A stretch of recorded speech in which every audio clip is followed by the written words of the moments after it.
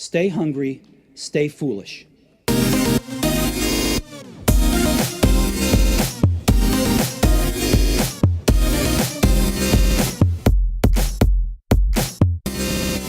Trust isn't what we do, it is what results from what we do.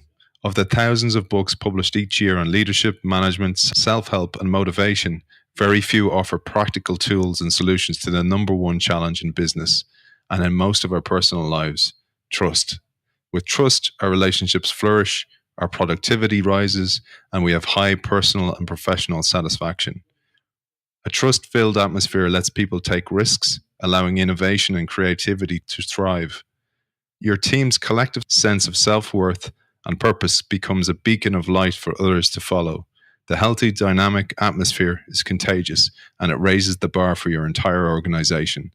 Higher productivity and lower turnover creates a more profitable business. High trust is the currency of greatness. We welcome founder and president of Peak Solutions, globally renowned speaker, consultant, and author of Trustology, Richard Fagerlin. Richard, welcome to the show. Aidan, thanks. Excited to be on. We might jump into it because there's so much to get through. The thing you say is that we believe trust is earned, and you throw that out the window, essentially. Yeah. 10 or 15 years ago, I really started paying attention to researching and trying to better understand not just trust, but like the human condition at its core. And the more and more that I observed that, and so I would have these laboratories of consultant projects, or I would have my own family, or I would have groups that I was leading. And one of the things that I found when you get to the real core of the human condition is everyone is wanting to know, do you care for me? Am I valuable? Am I safe? And there's much that's written and done and studied around what makes successful teams and successful organizations and even makes individuals successful. But I believe that the foundation of it is this idea of trust. But if you think about most people's mindset around trust, there's this idea, and you said it, is that trust is something that is earned. And it just didn't sit well with me that trust is earned. And so one day, as I was working with a group, these words just flowed off of my lips. And I was hearing them for the first time that the audience was hearing them. And I said, trust isn't something that you earn, it's something that you give. And if you're not willing to give it, then you're not going to get it. They looked at me like I was a foreign alien. And I had two choices at that point. I could either tell them, listen, I'm joking, I just heard that for the first time. Or I could take the point of the protagonist and try to defend that point. And over the course of the next couple of years, the more that I looked at this and researched it, I realized that this lie, this fallacy that people believe that trust is something that is earned, is really damaging to our relationships. And the other idea that I think is really prevalent is that it takes forever or a lifetime or a long time to build trust, and it can be gone in a second. And the reason why I think those are very dangerous fallacies, it just sets you on the wrong mindset in terms of your responsibility in your relationships with others. So just real briefly, it takes a long time to earn trust and a second to lose it. If you think about that practically, that proposition, just from a risk and reward standpoint, makes absolutely no sense. If something takes forever and ever and ever, or a long time, and it can be gone in a second, then the risk is way greater than any reward we're going to get. So we're not going to do that. And so some people will say, well, I'm super trusting to begin with, but then as soon as you do something to break that, then I don't forget that. And I think that is a conditional trust. So if you really start to break down this idea that trust is earned, if that's true, the only way that you earn trust, Aidan, is by keeping score of some sort. And every time we keep score, what we're saying is, I'm waiting for you to do something good so I can give you a tick mark on my scorecard. And when you do that, I'll take a step towards you, or I will become more vulnerable. But I will only do this in proportion to the level of trust that I see you giving to me. And so it's this back and forth. And the problem with that is our scorekeeping mechanisms are never consistent.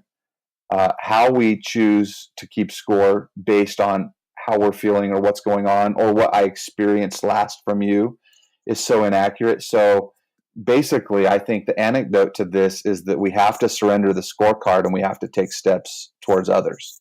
Yeah, and I love that term you talk about, surrendering the scorecard. It reminds me of, when you help somebody out as well. It's one of the most rewarding things to do is actually just genuinely help someone and not expect anything back in return. But so many people get stuck in, well, I did something for that person and I'm still waiting for them to do something back. And I loved this is the first time I saw this, surrendering the scorecard, because that applies for so many parts of our life, but especially for trust, because you talk about it's not being earned, trust not being earned. So it has to be given, and it has to be given without strings. Yeah, the scorecard actually is dangerous in many ways, and the reason that it's dangerous is that it grows selfishness, and selfishness is not a good foundation of relationships, work or personal or otherwise. And one of the other human conditions that comes in when you live a life with a scorecard is it is more blessed to give than to receive. And anyone who's ever given of themselves knows this. And in our time today, we like to look at society across the world and say how terrible things are, but in fact, philanthropy is on an all-time rise. Volunteer hours are at an all-time rise. People are leaving high-paying jobs to do work with meaning in ways that we've never seen before. So the human condition is coming alive, and it's full and it's well, and it's proving this on a large scale. But here's what happens, Aiden, when we do this scorekeeping. Oftentimes it's done, without understanding. It just happens. It's part of our human nature. But as we keep score, what we do is we come to this point where we feel like we've come at least halfway or maybe just past halfway. And so all of a sudden, the human nature is to say, wait a minute, I've come halfway. I'm waiting for the other person to now come halfway. And the problem with that is that I believe relationships go to die in that halfway place. There's plenty of necessary endings. There's plenty of reasons why some relationships, work relationships, personal relationships, family relationships, marriage relationships, there are reasons why some of those relationships should end, and there are necessary endings. However, I believe in this scorekeeping mechanism, way more end than need to, or way more have tension than need to, because we get to this halfway point and we say on our side of the equation, I've done all of these things. Let me build a billboard for all of the great that I've done, all of the steps and energy that I have taken, right? And I'm waiting for you to come meet me. But the problem is, it's also possible that you're sitting over there on your side of the equation thinking the same thing. Thinking, look at all that I've done. Look what I've done to come halfway, and I'm not willing to do this. So we're at this stalemate. And that's where relationships fall apart. What I love to tell people is you getting to halfway doesn't impress me. Everyone across the entire world is willing to meet people halfway. What impresses me are those first few steps you take past halfway. That's when we start having really great movement in our relationships. Yeah, and I loved what you do when you speak, because you speak globally on this, and where you do an exercise that makes the crowd feel quite uncomfortable. Could you share that with us? It's a fantastic exercise. I try to choose when I'm in a meeting or keynote setting, try and find someone in the audience that I can pick out. Very recently, I did this, and one of my clients was sitting in the front row. And so when it came time to pick out the person, I actually chose my client, which in hindsight now is it feels like a mistake. So a public apology to Mary Steffen for having embarrassed her in this. But I brought Mary up on stage. And now, Mary, by the way. Twice, Mary, twice, God damn it. So Mary stands on one end of the stage, and I'm standing on the other. And in front of all of the people, I'm explaining how our relationships work. And so we have this person on one end of our relationship, and we're on the other. And what we do is we wait for them to do something good. So we put a check mark on the stage, on our scorecard, and we take a step towards them. So on stage, I take a step towards Mary. And then we wait for them to do something else, and we take another step. And then we wait for them to do something else good and we take another step. But then here's what happens is somewhere along the way, the people in our lives do something that feels like diminishes our trust or our confidence in them. So we take not only those 3 steps back, but maybe a couple more. And when you see this played out in front of you, most everyone can identify, they can identify a person that they're doing this with now. They can identify B, people they've done with in the past. And C, they can identify themselves being the other person, being the Mary in these situations. So these steps are important to take. So, I will literally take a piece of paper, rip it up. This is your scorecard, throw it away. The only way to grow this relationship is to take a step and then to take a step. And then slowly across the stage, I'm taking this step and I get over to Mary and we got to hug it out. Once we get there, hug it out. And whisper an apology in her ear. Yeah, exactly. You call this trust refereeing. You have to share, man, the story from the wedding, because we're going to talk mainly about the business setting and the organization today, but this is so relevant for relationships of any kind. And you talk about what a pastor said at a wedding of a good friend of yours. Yeah. So I'm sitting in the church and I'm listening to this wedding, and the pastor says to the husband and to the wife, your goal with each other is to take second place, to always be willing to take second place to the other. And if both people are willing to take second place, then you have no choice but to surrender the scorecard. And the reason why this is so powerful, and I identify this in my own life, my wife and I just celebrated our own 20th anniversary, and I would love to say, congrats, man. Yeah, thank you. And I would love to say that we get this right all the time. But the fact is that oftentimes, our own areas of challenge are where we can learn the most. In that kind of relationship, we tend to think that the other person has to fulfill all of our needs.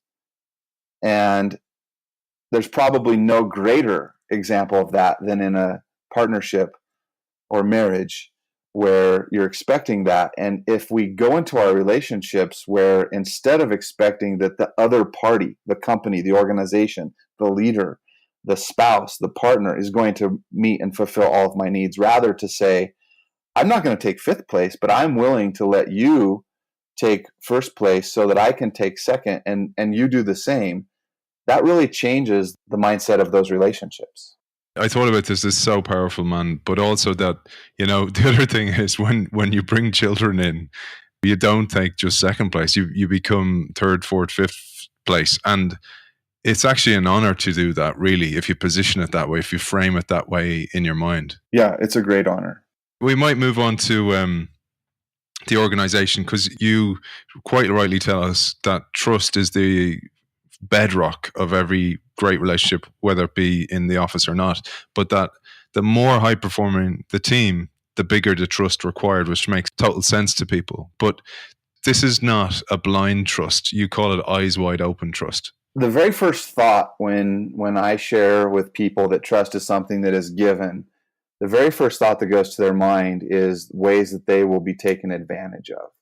And so there's a disclaimer that's really important, Aidan, to share. And that disclaimer is that you don't just come into this blind and you don't just walk dead arms open into a challenging situation, but you also don't stand at the crossroad of a challenge in business and look to your right and left and right and left and right and left and just constantly be looking and never proceed across the road.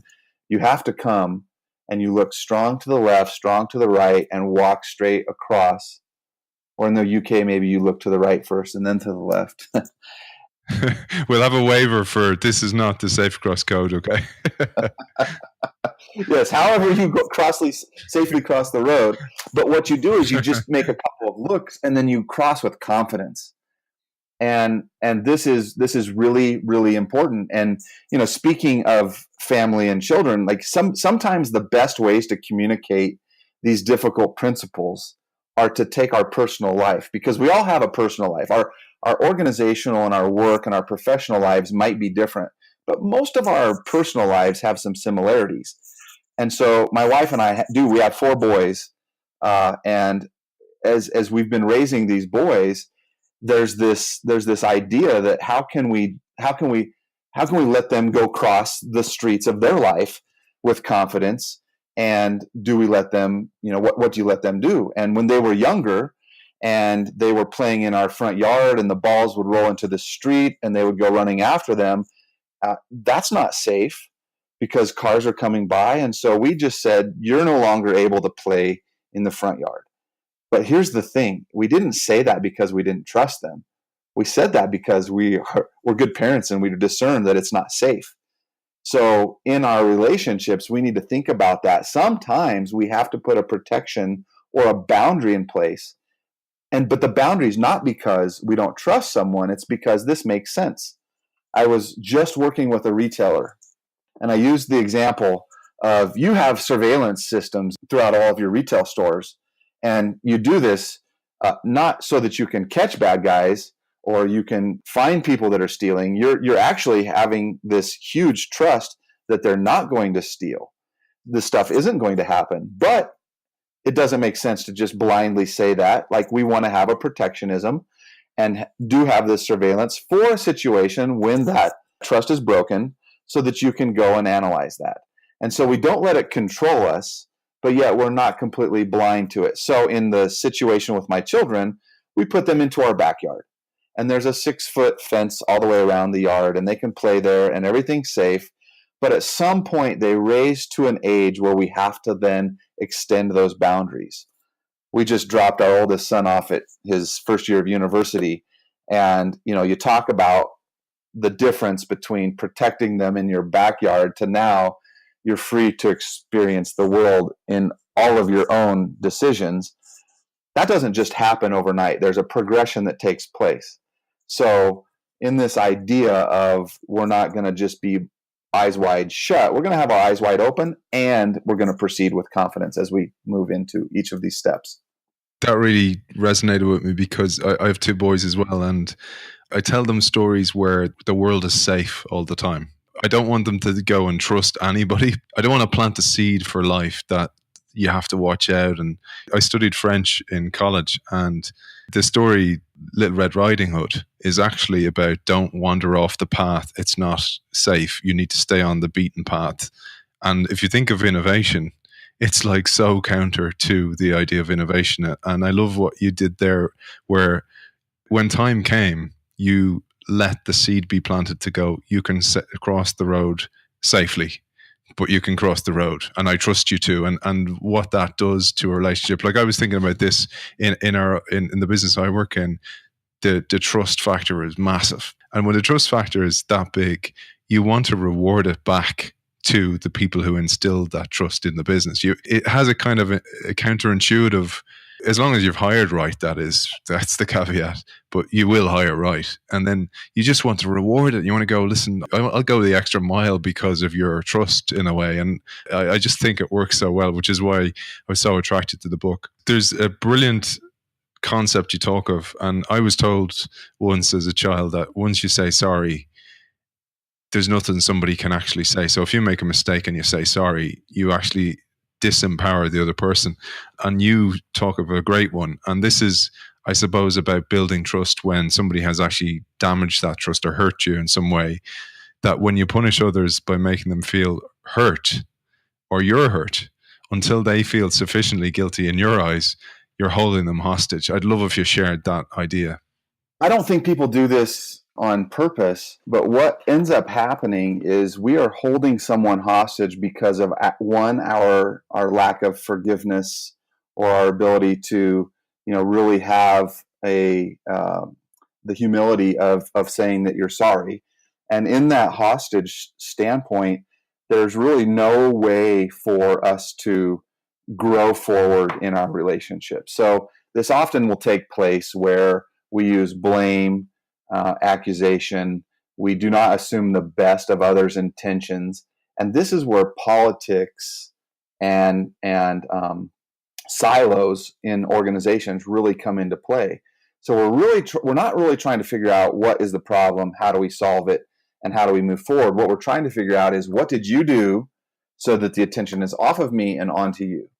And we work with executives, C-level executives all over the world. And one of the, there's this small secret that should be let out, is that the humility of saying, I messed up, I'm sorry, can you forgive me, is one of the most effective resources and tools that you can ever have. There's a quote by an anonymous person that says, unforgiveness is like drinking poison and hoping that the other person dies. When we have this bitterness of unforgiveness in ourselves, we're not punishing someone else, we're punishing ourselves. And yet, here's the terrible irony of this. When we're willing to offer forgiveness to someone else for what they've done, the gift isn't to them, the gift is to us, because we no longer have this burden of the frustration that they have. Yeah. I have, I'm sure each of us have many, many examples, but early in my career, I was 24, 25, and I was leading this session for our organization. I worked for a global organization, 30-some thousand employees. We were Fortune 120 something. And I was leading this session where we would go around the country and meet with some of our key suppliers and customers. And we were just trying to endear them to our organization by helping them understand us better. And I led that process. And one of the things that we did was have the CEO come in and speak to them. And he would drop in whenever he was available. And so he always knew during my sessions, I needed 10 minutes at the end to show in this situation, I needed to show a video to close the session out. And so he's speaking and it's coming at 11 minutes left, and then 10 minutes left, and then 8 minutes left. And at 6 minutes left, he looks at me and he says, Richard, how are we doing on time? Knowing he needed to leave me 10 minutes. And I said, we're good. Just, absolutely fine. Wrap this up and we'll be good. And he says to the group, there's hundreds of people. He says, see, that's what I'm talking about. That kind of kiss-ass employee is not what we need. He needs 10 minutes to show a video, but he doesn't have the courage to tell me this. So he says this in front of all of these people. Now, what's the alternative? God, It's terrible, right? Now, what's the alternative? I say, no, actually, you've went way past your time. You've screwed up the whole session, and I can't complete what I need to complete. No, the right thing to do is to say, you're fine. I wasn't kissing butt. I was trying to make best of the situation, right? And just telling this story triggers up all kinds of emotions. This is 20 years ago. And so I have this moment. These are defining moments, and we all have these defining moments. The session's over. We exit everyone. They move on to the next thing. We had like a ready room where we were keeping all of our stuff. I go back in there. My boss, some of my colleagues are all back there, and their eyes are wide open, like looking at how am I going to respond. And there's only a couple of responses. One is to fall on the ground in a puddle of tears. And the other is to be super angry and upset. And I remember in my head having this moment saying, this is a defining moment in my life, and how I respond right now matters. And I took the moment right then to say, I forgive Harry. He's only trying to protect himself. I have way more to lose by a bad reaction than he does. And so I need to move on. And I moved on, and I was very much challenging time. And it's not that it didn't hurt, but in that moment, you have a chance of what to do. And there's been hundreds of moments since then. And I think that that's what people need to recognize, is that we have to understand what really is at stake and how important is it, and can we offer that? It's not that I'm a great individual. A lot of how I think and how I believe is a result of how I grew up and what my parents influenced me. And, my personal faith has something to do with this. And I believe that grace to others is an important thing. And not everyone has that natural ability. But I'll say this, if there's one silver bullet that encompasses all of this Trustology topic, the silver bullet is give people the benefit of the doubt, and don't believe that you know their intentions. And if you're going to give them the benefit of the doubt, let's just presume that their intentions are positive, that they aren't negative. And if we can lead with that, I just think we're capturing a lot of rights in an area where we could go in a lot of wrongs. It's like that analogy people use of somebody cuts you off when you're driving home and you go and tell everybody, oh, this guy cut me off, and the person who cut you off has no concept that they even cut you off. It's the intention impact gap, isn't it? Like their intention is to get home quickly. The impact on you is, oh, this guy cut me off. And all day you're holding on to it all the time. It's one that's stuck with me. But we'll move on because we've loads to get through here, man. So that's really us. That's our side. So forgiveness is not about excusing bad behavior, you say. It's about simply about letting yourself move on. But what about the other side of the bridge, about the other people? How do we build trust in them? So really there's two sides of relationship equations, and we are the common denominator in all of our relationships. And so there's this contradiction of sorts, really. So part of the keys to a trustworthy relationship is we have to do everything we can do on our side to be trustworthy. And I can't be responsible for you. However, I do need to do things that make it either easier for you to trust me or easier for you even to be trustworthy. So I can only control my side of the equation, but I do have to reach across the aisle and do things that help you see me as trustworthy, or for you to come over and be trustworthy as well. And really, this is the idea of lots of rules and policies. Rules without relationship lead to rebellion. And so what we really need to do is increase our relationship. So the closer that you get to someone, the more that you understand about them, the more that you expect that their intentions are positive, the easier that this becomes.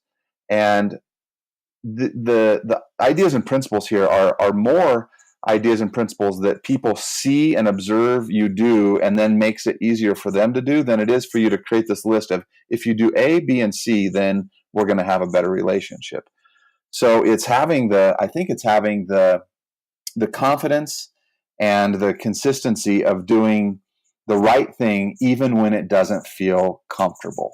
Brilliant. And you end each kind of section. So there's 3 major sections, and you end each one with these discovery questions. And I'd love if you shared some of the questions we can ask ourselves that will kind of start getting us thinking about the trust and the trust factor within companies. Well, I think that it's important to be honest about the challenges that we have within trust. So, some of the questions that are important to ask are, who has or when have you felt like you've had a betrayal of trust in the past? Really being understanding about where these challenges have been. They explain some of the triggers that we have in the future. Oftentimes, a challenge or a trigger that I have with you isn't a challenge or a trigger with you. It's a challenge or a trigger with someone in my past that has come back up to revisit itself. So I think doing a postmortem on that is really important. I think that asking ourselves, how does that affect the way that you interact with others? So thinking back in my past about how I have observed trust, what this has looked like. The idea here that there's so many of these lies or mistruths or misbeliefs around trust, I think actually asking ourselves how prevalent have those ideas been in our life are really important. Brilliant. And you talk about the trust stool, Richard, as well. So 3 key ingredients that we need to consider when we're talking about trust. Yeah, Aiden, this might be the most important part of our entire discussion, and that is because nobody comes into the discussion about trust empty-handed. Nobody comes in with no life experience. So we all have our own definition of what trust is. And for the most part, people's definition of trust is something that looks like a zero-sum game. So it's either you have it or you don't. I trust you or I don't. I have trust in a political system or I don't. I have trust in an organization or I don't. I have trust in a leader or I don't. And I want to reshape the definition of trust. So our definition of trust is my confidence in my relationship with others. My confidence in my relationships with others. So those that are listening, think about people that are in your life and think about, do I have a high confidence or do I have a low confidence? Forget the word trust for a moment. And so here's where the 3-legged stool comes in. Our confidence in our relationship with others, or trust, is built on 3 main things. It's built on integrity, it's built on competence, and it's built on compassion. And if I may, I'll just unpackage those for a quick second. Yeah, for sure. So integrity, when we're looking at someone, And do I trust someone? I'm looking at their integrity. And integrity is not just how honest are they. The root form of the word integrity and the root form of the word integer are the same. And an integer is a whole number, and integrity is about wholeness. So someone with integrity does what they say what they do. They act with integrity in the same way in all areas of their life. And so we're looking at people. Do I have high confidence in your integrity, or do I have low confidence in your integrity? So that's one leg of this three-legged stool. The next leg is competence. Competence is no longer just the knowledge, skills, or abilities. In our environment today, it is, do I have the ability to acquire knowledge, and can I broker that knowledge to other people?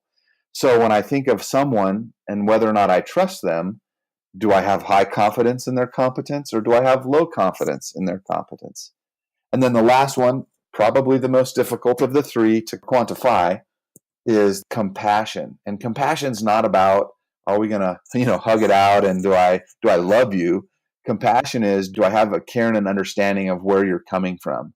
Do I have empathy? And so one of the greatest ways to put this trust model to work is to think of someone that you say you don't trust, or that you have trust issues with. And so the question I have, if you think about this person that I don't trust this person. Now, by the way, this is someone that actually you would like to be able to trust, or that you want to work with, because the people that you don't want to trust and that you don't want to work with, well, then we probably should just weed that out of our lives. So this doesn't apply to that. This is for those that we really do care to have a relationship with. And so now, if we think about it, is it that you don't trust them, or is it that you have low confidence in their integrity?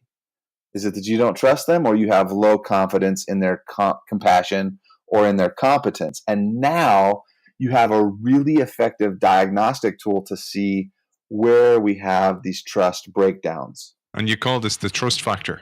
If we think about these three, not so much in terms anymore of a stool, but of a Venn diagram, where those three intersect and overlap, that's our trust factor.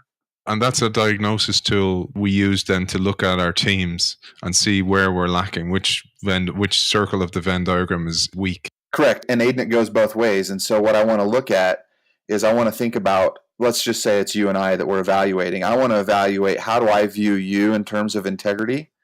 But I want to also think about, how might you evaluate me in terms of integrity? And when there's a gap between how we see each other, whether it's a positive or a negative gap from my perspective, I want to know that. And I want to explore that. And now we have something where we really have some handles that we can put our hands on and drive this relationship based on those three simple yet very powerful diagnostic tools around trust. You share your own experience here in your own company as well. And you say, I'm going to throw a phrase out to you that might spark this next part, which is, shoot, that ain't nothing. Mm-hmm. Mm-hmm. So don't be a stan, man. Don't be a stan. Shoot, that ain't nothing. I've got this problem. I think that, I feel like I can add value to any conversation and any idea. This is the innovation show, and I feel like I'm a very innovative person, and I always, I want to exhibit creativity in everything that I do. And so I'm also a believer in, you can make anything better. No matter what you do, no matter how it's done, it can be done better. My children are athletes. My son is a long distance runner. And so after every race, there's always something to deconstruct about what could have gone better, or what could have you done. And what happens is, in my own team, when I do this becomes this factor of, well, why should I contribute 100% effort if Richard's always going to add something to it? And when you're a contributor and all you're throwing is ideas, maybe that makes sense. But when you're a leader, you have to understand the coefficient that your words have, and say, sometimes what I need to do is, it's more important that the team has ownership and buy-in into something that's already great, without having to add something to it all the time. And so in my example, my trust factor with my team was shrinking because I was constantly trying to make it better, when in fact they felt like I was micromanaging and minimizing their ideas. Yeah, and one of the ways you tell us is, it's even the rephrasing of how you ask how you might input. You might ask questions instead. Well, here's the thing. You can tell how smart someone is by their answers, but you can tell how wise they are by their questions.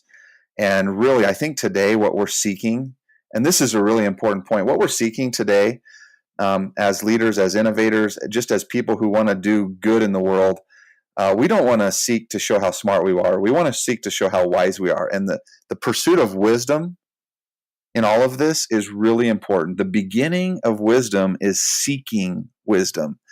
And wisdom is one of those things that doesn't come with a stroke of a pen. It doesn't come with a system or a process. It only comes through birthdays, through time and experiences, and also it comes through challenges and pain and frustration. Fantastic. That personal piece is key, because we didn't hone in too much on that, but you talk about truly knowing your people, knowing their triggers, knowing that, we talk about personalization on websites and stuff like that, but personalization in person is one of the most important things that we can do to build trust. Yeah, I mean, the people want to be known, and they want to be known uniquely, and it's our job to do that. And this can look different ways for different people. This doesn't always have to be sitting down and understanding everything about everyone's personal life. It's just trying to figure out, how can I, as a leader, help you to become more of who you were designed to become, so that you can thrive, that you can operate in your highest point of contribution, that you can contribute the most, and that you feel valued. And working towards that is the high end of leadership and of relationship currency. There's a huge accountability and looking at oneself in the mirror factor that you talk about through the book. One of the key ones, I thought, and one of a great concept you come up with, is this idea of a personal CPA. Yeah, as personal CPA stands for cause, participate, and allow. So if we think about what's the mode of the day, the mode of the day across the entire world is to take my fingers and point it to others and say, not me, you're the one that did this wrong, or to place blame, or to have accusation. And so a personal CPA says, no matter what happens in my life, I'm either causing it, participating, or allowing. No matter what results are going on in my team, I'm causing, participating, and allowing. And so you have frustration, you have challenge, you have bad results. Every one of us is either causing, participating, or allowing. And when you identify what it is that you're doing, and you look in the mirror at what you're doing, then you have an internal locus of control, is what we talk about, versus trying to focus on things that you have no control over. And closely aligned to this, and this is one I often struggle with, is gossip. So gossip in the workplace, the water cooler moments. The reason I said I struggle with this is, oftentimes if you walk away from a gossiping person or somebody who wants to unload, you may be perceived as being unsupportive or a lone wolf or something like that. But when you do it, you want to take away any kind of fuel from that fire. And you talk about ways that we can actually control that, and almost using the CPA model. The thing about gossip is, oftentimes we don't know we're in it until we're fully in it. Especially those of us who want to be helpful, who have chosen careers where and work where our primary highest point of contribution is helping others. And so once we're in it and you've identified you're in it, one of the quick things to do is to say, all right, wait a minute, time out. Let me just use this CPA model, number one, and say, are you causing, participating, or allowing this? Are we talking about someone, or are we talking about a solution? If we're talking about another person with another person and we're not part of the solution, that's a great definition of gossip. And gossip is kind of like a weed. If you're a gardener or a farmer, or you just have ever spent any time understanding the nutrients of soil, weeds take very little to grow. And what they do is they take away the nutrients from what you really want to plant. And gossip does the same thing. The good that you're trying to accomplish, a lot of energy is being taken into this gossip versus being put into the solution. And so, as a leader myself and as a consultant to organizations, one of the tools that I use often is I will say, first of all, are you needing to vent, or do you want to solve this problem? So one, we can identify right now, I just need to vent. Sometimes people need to vent. And now maybe that takes it away from gossip to I just need to get this off my chest. And at the end of the venting, you can say, all right, do you want to do something about this or do you not? The other step that you can take is to say, all right, Aiden, you're talking about Lisa and you have this frustration with Lisa.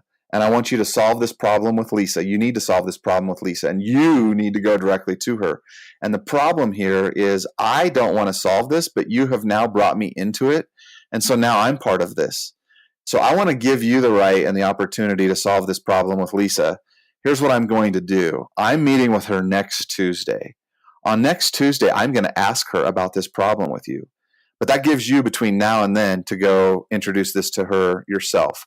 But if you haven't, by the time I'm meeting with her on Tuesday, I am obligated to do this myself. Nice. And so, yeah, it's an opportunity for personal ownership for both of us. Closely aligned again is this great story you tell about it's not about the coffee. Well, it's not about the coffee, it's about getting to the root cause. Now, listen, if anybody cares about coffee more than me, I want to meet that person. I love caffeine. I love a good cup of coffee, an espresso drink. But I had this client who was so frustrated about this employee who will not refill the coffee pot after he takes the last cup of coffee. Now, listen, I understand how frustrating it can be to not have a cup of coffee, but I'm trying to help him understand that the issue is not the coffee, it's something bigger. And every time we work in this circle back to, okay, so now, Mike, what's the real issue? And he'd say, well, ultimately he's not refilling the coffee. I'm like, no, like what's really at stake and what's he doing and what's at the root? And time again, Mike comes to this coffee. And so finally I couldn't take it anymore. And I stood up and I said, dang it, Mike, it's not about the coffee. And I think that, in my own life, I have issues that I see it's about the coffee, and we all have issues where we think it's that, but it's not. It's something deeper and bigger. And so we really need to get to what this is about is what's the root cause of the problem? What's really at the foundation of the issue? Are we making the issue about the issue, or are we making it about some sort of symptom that's related to the issue? And it's a great, really understandable one. There's a key concept you talk about that I came across quite a long time ago with Alan Watts, the British philosopher who brought kind of Eastern philosophies to the US. He's brilliant if anybody wants to hear him on YouTube, etc. He's passed away, but he talks about contrast in life being a good thing. And you talked about this idea of managing tensions in life. And it's really, really important. If we understand this, I think it can lead to having a much happier life and a happier business life. Yeah, we live in constant tensions, yet we want to go push this easy button that gives us a perfect answer. So we have this binary thinking. Politics is a great example of this. You're for something. Well, if you're for something, then obviously you're against everything else. And the complexity that's really there is hard to understand. And so anytime, if you're looking at your watch face, if you get to 6 by going to counterclockwise and I get to 6 by going clockwise, anytime we really wrap ourselves all the way around something, that's not the right way to arrive at the solution. So here's an example. We all want a clear boss. We want a clear boss. We want a boss that's going to be clear, that's going to give us good direction, that's going to help craft a future, that's going to get resources and results for us. But we also want a boss that's flexible. So which is it? Do you want a clear boss or do you want a flexible boss? And most everyone shakes their head. And so as a leader, what I find myself doing is I'm very flexible. And so because I'm flexible, my team is frustrated because I'm not providing clear enough direction. And I'm not helping everyone to understand what's going on. And I'm not fighting for resources because I'm so flexible. So what I find, what I do, unfortunately, is I say, well, the answer then is I must be more clear. So then I become clear. Well, because I'm so clear, I'm dogmatic and I'm direct and I'm not being open to options and I'm not being empowering. So I think, well, the answer then is I must be flexible. And the fact is that if we're going to manage the tensions, that's an inhale, being clear, and an exhale is being flexible. And we have to figure out how can we inhale and how can we exhale and how can we understand there are persistent tensions and the tensions are good. The tensions are what allow us to be successful.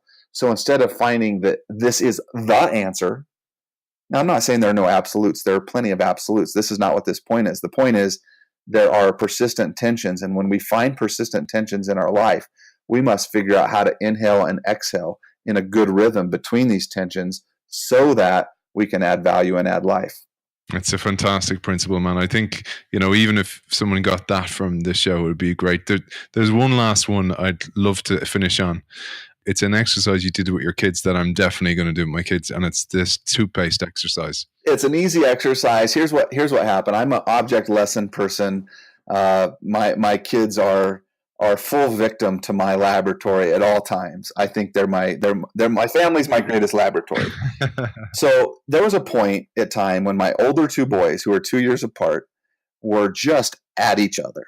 And they were, communicating in this vile and at the time I felt like, terrible way. So I wanted to teach them a lesson. So I brought them out to onto our back patio, and I set 2 plates down, and I put a tube of toothpaste on each plate. And I said, I want you to race right now and see how fast can you empty this tube of toothpaste onto the plate. Ready, go. So they squirt this toothpaste onto the plate, and they're arguing over who wins. And I said, well, wait a minute, guys. Actually, that's not the contest. Here's the contest. You're going to race to see who can put the toothpaste back in the tube the fastest. Ready, go. And they're looking at me, and they're trying, and they're putting it in their hand. And one of them reaches down and puts a bunch of the toothpaste in his mouth and starts squirting it into the tube. And it's just a hot mess. And so the object lesson here is our words are like toothpaste.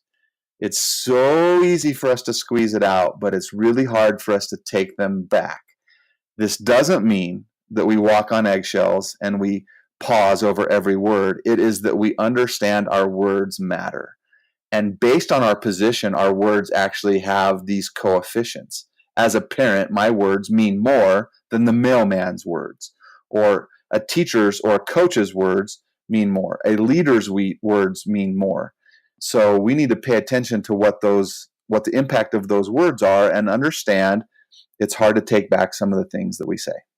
Beautiful, man. Well, I have to say thank you for sharing the Trustology toothpaste with the world. It's been an absolute pleasure talking to you. Before we finish up, it'd be great to hear where we can learn more, because I know the book gives frameworks. We only touched on a tiny part of it today. It gives frameworks, it gives self-assessment tools, and it's such an enjoyable and accessible read. Where can people find out more about you and Peak Solutions?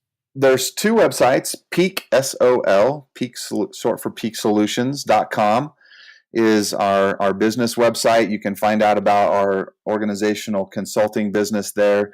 And then richardfagerlin.com is my website. On there are tons of resources for the book. There's actually a toolkit that allows you to download. There's an online Trustology program. It allows you to download the first session of that, and it allows you to download some tools and resources, some assessments, and that's a great place to grab some quick information.